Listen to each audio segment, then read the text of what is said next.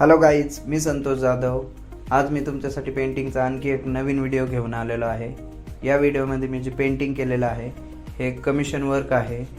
हे पेंटिंग मी ॲक्रेलिक कलरमध्ये केलेलं आहे आणि यासाठी मी जो पेपर वापरलेला आहे तो 310 GSMचा टेक्स्चर पेपर आहे। तर व्हिडिओ पूर्ण पहा। व्हिडिओ आवडल्यास व्हिडिओला लाईक करा, शेअर करा आणि कमेंट करा। हे पेंटिंगचे असेच नवीन व्हिडिओ पाहण्यासाठी चॅनलला सबस्क्राईब करा।